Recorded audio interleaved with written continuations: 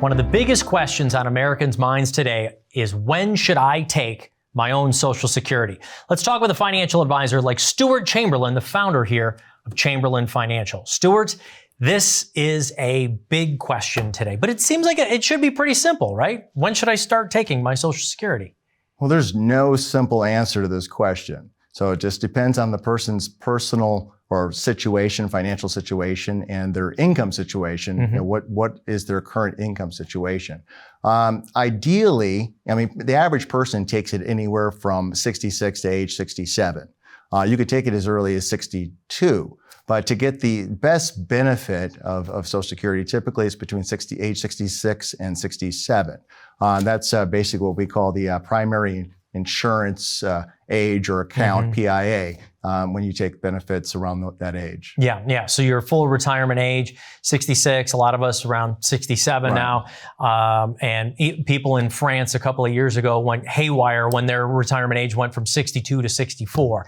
So I think that's part of the concern today, especially here in the United States, is Social Security going to be there? So do you mind me starting with that question? I don't want to get too much into politics, but do you think, because we've heard the warning shots about 2033, 2034, it could be reduced. Could be. What are your thoughts on that? Well, I mean, just the law of large numbers, the amount of people that are paying into the system is going down. If birth rates are less and so forth, and you have less of a population paying into the account, then that's the reason they're saying these things, compared to the baby boomer generation, which is, eventually slowly, dying off. So, there might be some concern there. But, the United States has a lot of assets, backing them. But it is something that you shouldn't depend solely on your Social Security. It's part of the three-leg stool. So it's just one of the things that's been around quite some time. Yeah. Now, there actually are reports that more Americans are taking that Social Security earlier.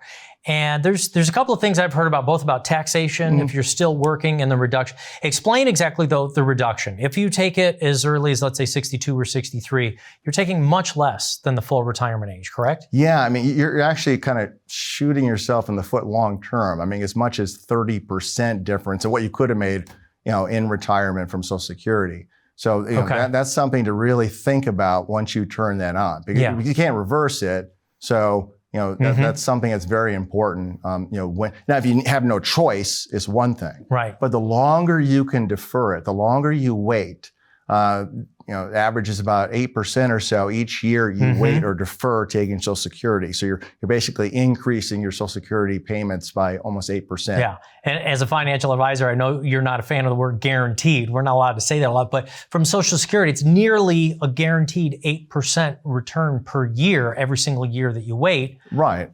In fact, all the way up until the age of 70. So there's that much increase every single year. Right. And you have to take that into account when you're doing planning, financial planning, retirement income planning. We want to take a look at your Social Security and include that in our equation. If you wait here and if you have other sources of income, it's best to defer it as long as possible to get the full benefit of it. Yeah.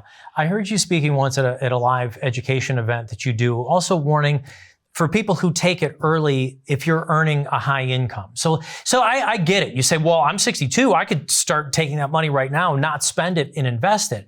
But let's say you're making $150,000 a year. Do you get to keep that Social Security if you're making a high income? When Social Security first came out, it wasn't taxed. But eventually we saw it affecting your taxation.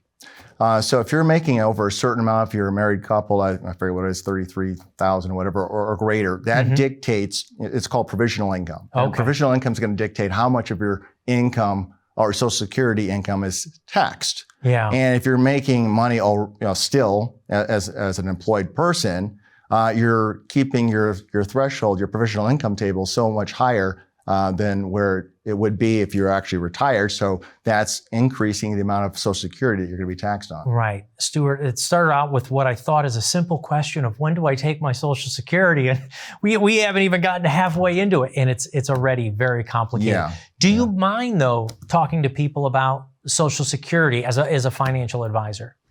No, not at all. I mean, this is part of their financial, plan. This is something they've paid into for decades, and they want it to be there for them to do what it's supposed to do. is supposed to make sure that nobody's destitute or living on the street, that they have some form of income that they paid into to supplement. It's really to supplement your other retirement sources or plans that you've put together. In fact, when President Roosevelt first rolled out Social Security, he said that word 3 times in his first address: supplement. This is supposed to be supplemental.